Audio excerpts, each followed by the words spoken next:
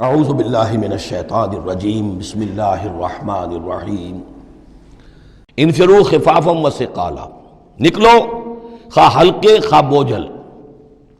یہ ہلکے اور بوجھل کے دو پہلو ہو سکتے ہیں، یا تو داخلی طور پر بوجھل دل کے ساتھ نکلو یا آمادگی کے ساتھ نکلو، نکلنا پڑے گا۔ اب یہ نکلنا فرض عین ہے، یہ نفیر عام ہے۔ وہ بات گئی جب کہ صرف تحریض تھی، ترغیب تھی، وہ دور ختم ہوا۔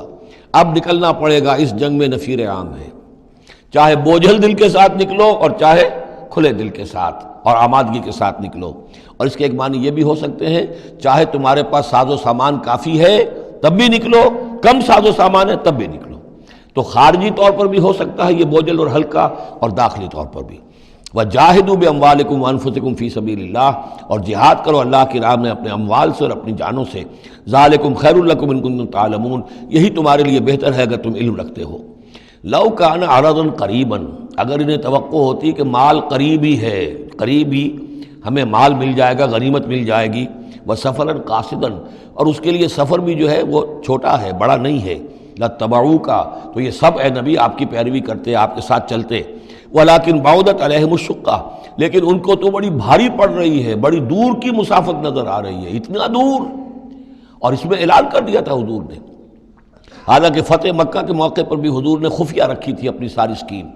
اور عام طور پر جنگوں میں یہ ہوتا ہے، اپنی پوری اسکیم کا اعلان تو نہیں ہوتا، لیکن غزوہ تبوک میں آپ نے اعلان کیا تھا کہ ہم جا رہے ہیں، سلطنت روما سے ٹکراؤ ہے، تبوک تک ہمیں جانا ہے۔ کوئی چیز آپ نے راز نہیں رکھی، تاکہ جو شخص بھی ہے وہ سمجھ لے، اس کے لیے پوری تیاری کرے، داخلی بھی خارجی بھی، ساز و سامان کی بھی، اپنے حوصلے کو بھی دیکھ لے۔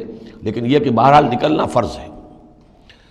وَسَيَحْلِفُونَ بِاللَّهِ لَوِ اسْتَطَعْنَا لَخَرَجْنَا مَعَكُمْ، اور یہ عنقریب قسمیں کھائیں گے اللہ کی کہ اگر ہمارے اندر استطاعت ہوتی ہم ضرور نکلتے، اب مجبوری ہے، فلاں مجبوری ہے، فلاں مجبوری ہے۔ یہلکون انفسہم، یہ اپنے آپ کو ہلاک کر رہے ہیں۔ واللہ یعلم انہم لکاذبون، اور اللہ تعالیٰ کو معلوم ہے کہ یہ جھوٹ بول رہے ہیں۔ عفا اللہ عنک لما اذنت لہم، اے نبی آپ کو اللہ معاف فرمائے، یا اللہ نے آپ کو معاف کر دیا، آپ نے انہیں کیوں اجازت دے دی؟ یعنی کوئی منافق آیا، کوئی اور آیا، حضور یہ مجبوری ہے، بیوی بیمار ہے، کوئی دیکھ بھال کرنے والا نہیں ہے، تو مجھے اجازت دے دی۔ اچھا بھائی جاؤ۔ حضور کی طبیعت میں بھی نرمی تھی اور آپ نے اجازت دے دی۔ اب جب اجازت مل گئی، اس نے کہا میں نے تو اجازت لے لی ہے، وہ کور بن گیا، اس کے نفاق کا پردہ چاک نہیں ہوا۔ حالانکہ حضور اجازت نہ دیتے تب بھی اس نے نہیں جانا تھا، لیکن نہیں جانا تھا تو معلوم تو ہو جاتا کہ اس نے رسول کی بات کا جو ہے وہ معصیت کی ہے، نافرمانی کی ہے، اس کے نفاق کا پردہ جو ہے وہ پڑا رہ گیا، وہ پردہ اٹھ جاتا۔ عفا اللہ عنک، اللہ کو معاف کرے، یا اللہ نے آپ کو معاف کر دیا۔ لما اذنت لہم، کیوں آپ نے ان کو اجازت دے دی؟ حتی یتبین لک الذین صدقوا وتعلم الکاذبین، یہاں تک کہ آپ کے لیے واضح ہو جاتا کون صادق الایمان ہے، کون سچے مسلمان ہیں، اور آپ جان لیتے کون جھوٹے ہیں۔ اس لیے کہ انہوں نے پھر بھی نہیں جانا تھا، آپ اجازت نہ دیتے تب بھی رہ جانا تھا، اور اس سے یہ ہے کہ ان کے نفاق کا پردہ جو ہے وہ فاش ہو جاتا۔ لا یستأذنک الذین یؤمنون باللہ والیوم الآخر، وہ لوگ جو اللہ اور یوم آخر پر ایمان رکھتے ہیں، وہ آپ سے اجازت کے طالب ہو ہی نہیں سکتے۔ ان یجاہدوا باموالہم وانفسہم، کیا وہ اس سے اجازت مانگیں گے کہ انہیں معاف کر دیا جائے اللہ کی راہ میں جہاد نہ کرنے سے جانوں اور مال کے ساتھ؟ ایمان کا تو لازمی تقاضا ہے۔ پھر وہ جو ڈیفینیشن میں نے آپ کو بتائی ہے سورہ حجرات میں، انما المؤمنون الذین آمنوا باللہ ورسولہ ثم لم یرتابوا وجاہدوا باموالہم وانفسہم فی سبیل اللہ، وہ تو اس کا جزو لازم ہے، شرط لا ینفک ہے۔ لہذا جو لوگ اللہ پر اور یوم آخر پر ایمان رکھتے ہیں وہ آپ سے ایگزمپشن نہیں مانگ سکتے جہاد فی سبیل اللہ سے۔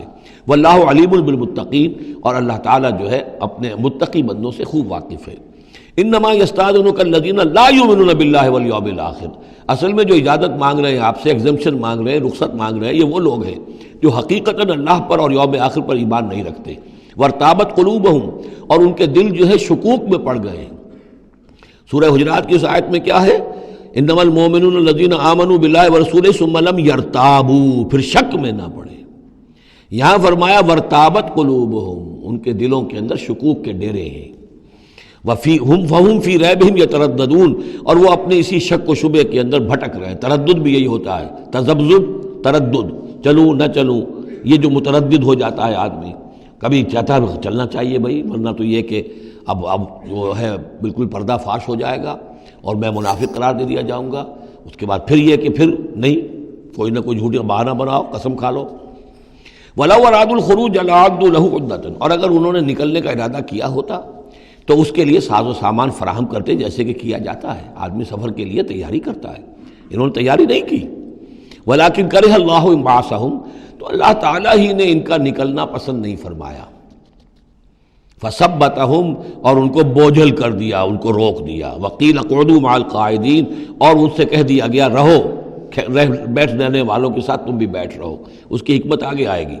لو خرجوا فیکم، اگر یہ نکلتے آپ کے ساتھ، اے مسلمانوں تمہارے ساتھ، ما زادوکم الا خبالا، تو نہ اضافہ کرتے تمہارے لیے مگر خرابی کا۔ دلوں میں روگ تھا، وہاں جا کے فتنے اٹھاتے، آپس میں لڑاتے، کوئی اور کچھ کرتے، لہذا ان کا بیٹھ رہنا بھی حکمت پر مبنی ہے، اللہ تعالیٰ کی طرف سے، گویا کہ اس میں بھی ایک خیر ہے، گویا کہ بندہ مومن کے لیے تو خیر ہی خیر ہے، ادھر بھی خیر ادھر بھی خیر، لیکن منافق کے لیے شر ہی شر ہے، ادھر بھی شر ادھر بھی شر۔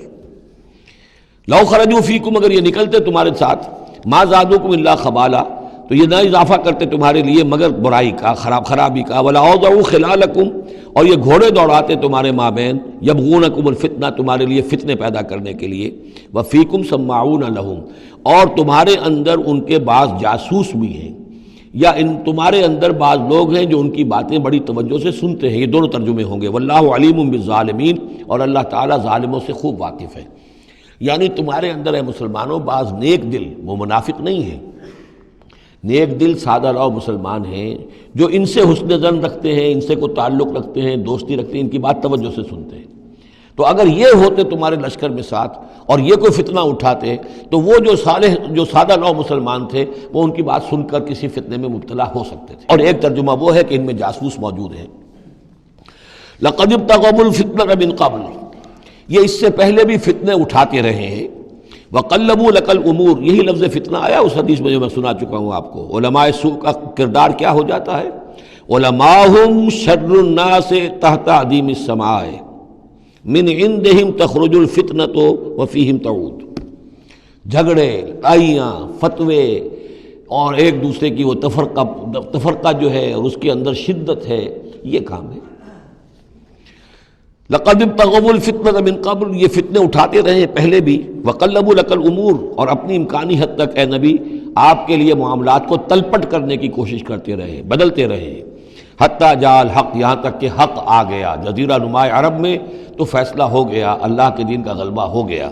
وظہر امر اللہ، اللہ کا امر ظاہر ہو گیا، غالب ہو گیا۔ وہم کارہون، جبکہ انہیں یہ پسند نہیں تھا، یہ تو ابھی چاہتے تھے کہ دین کا غلبہ اس طرح سے نہ ہو۔ ومنہم من یقول اذن لی ولا تفتنی، ان میں سے وہ بھی ہے جو کہتا ہے کہ حضور مجھے اجازت دے دیجئے اور مجھے فتنے میں نہ ڈالیے۔ یہ بہت ہی مردود شخص تھا، جد ابن قیس لعنت اللہ علیہ، یہ منافقین میں سے تھا۔ یہ آیا اور اس نے بڑا استہزاء کا انداز اختیار کیا حضور کے ساتھ۔ حضور مجھے تو آپ اجازت دے دیجئے۔ کیوں بھائی، کیا معاملہ ہے، کیا مجبوری ہے؟ حضور میں ذرا حسن پرست قسم کا انسان ہوں، اور وہ شام کی طرف آپ جا رہے ہیں، شامی عورتیں بہت خوبصورت ہوتی ہیں، تو میں تو اپنے اوپر قابو نہیں رکھ سکوں گا، میں فتنے میں مبتلا ہو جاؤں گا، تو آپ مجھے فتنے سے بچا لیں۔ وَمِنْهُمْ مَنْ يَقُولُ اذن لِّي وَلَا تَفْتِنِّي، اور ان میں سے وہ بھی ہے جو کہتا ہے کہ مجھے تو اجازت دے دیجئے، ایکسیپٹ کر دیجئے، اور مجھے فتنے میں نہ ڈالیے، میں آپ کے ساتھ جاؤں گا تو فتنے میں پڑ جاؤں گا۔ أَلَا فِي الْفِتْنَةِ سَقَطُوا، آگاہ ہو جاؤ، فتنے میں تو پڑ چکے، اور فتنہ کون سا ہوگا؟ جو بدبخت اس قسم کا معاملہ کر رہا ہے، بدترین فتنے کا شکار تو ہو چکا۔